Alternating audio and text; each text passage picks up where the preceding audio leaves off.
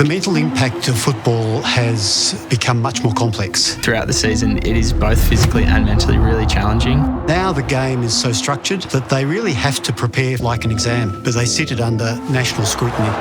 By the time they get off the ground, they're physically exhausted, but they're also mentally really strung out. There's so much pressure and external noise that goes on. First game ever was at Adelaide Oval, and I was expecting on my first AFL game I'll get cheered out here, and we got booed when we were walking out. And every second week's like that. It is quite hostile, and early on I sort of let that get to me a little bit, but now I sort of block that out. I try and just focus and stay within my game. Going out there for 120 minutes and giving it your all, it definitely takes its toll. As a midfielder, I'm running anywhere from about 12 to 14 Ks a game. And in my opinion, physical and mental recovery are hand in hand. Everything that I do physically to help my body also helps me mentally. Golf plays a huge role in my recovery. Definitely gives you that release. It's probably the only time during the week where I don't really have to focus on footy or external noise. And me and a couple of the mates from the club just come out. It's just us on the golf course, and really just enjoy a bit of time away from the hustle and bustle of everything, I guess. This is my puppy Steve. He definitely helps with my mental recovery whenever I get home from training, if it's a good day or a bad day. Going on a calm, chilled out walk. Obviously it's good for your body going for a little stroll, but also that mental break of having your own time with a cute little puppy is pretty fun. When people are watching the game from the outside, they tend to see a player who's on television and can sometimes forget that that's a human being. These guys go through a really significant amount of stress. With the players, it's their profession. And there aren't too many other professions where the public are so vocal in providing opinion on how people are going. They can't walk down the street without some public expert providing them with advice on how they played at the weekend. Can I take your mind away?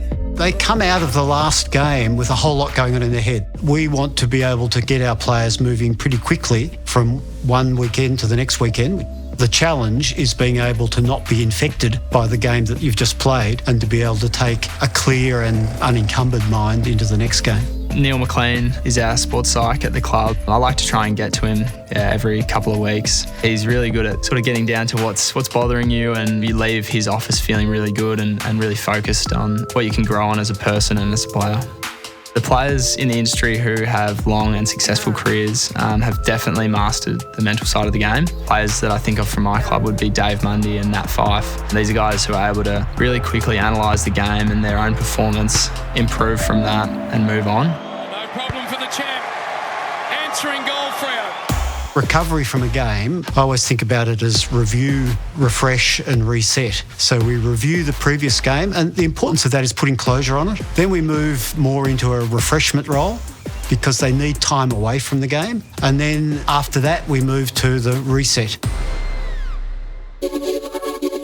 For mental recovery, I like to jump on a mindfulness app or just have a nap for 20 to 30 minutes. Sort of allows me to really attack the back half of my day. I try to stay relatively open-minded when it comes to trying new recovery methods. There's plenty of resources at the club where we can sort of choose our own adventure and see what works for me, I guess. The club's given us a 21-day wellbeing journal. I'm 7 days in at the moment, and you're supposed to practice gratitude, empathy and mindfulness. My task last night was to think of someone who makes you smile and then write them a letter and send them the photo of the page. Griffin Logue was actually my person that made me smile. He's just such a funny person. When things get quite serious, he has a really good balance of knuckling down and working hard and then also having a laugh. Athletes have to have a number of good mental skills. Andy Brayshaw. One is the capacity to focus while all hell's breaking loose around them. Scores against us or because the opposition are niggling or the crowd's going berserk, and they need to be resilient. In an AFL season, for example, only one team ends up being the premiers.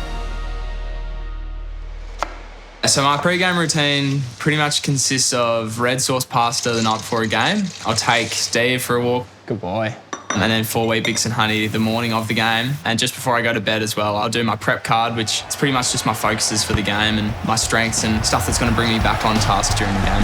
That's all class. Completing the prep card is sort of the end of what our coach calls our funnel during the week. We start with a lot of focuses about opposition teams, and later on in the week we get more narrow focused, and right at the end it's just your role. So this is sort of the last bit of my mental preparation that I do before a game, and I'll have clarity of role and feel really confident going into the game once I finish this prep card.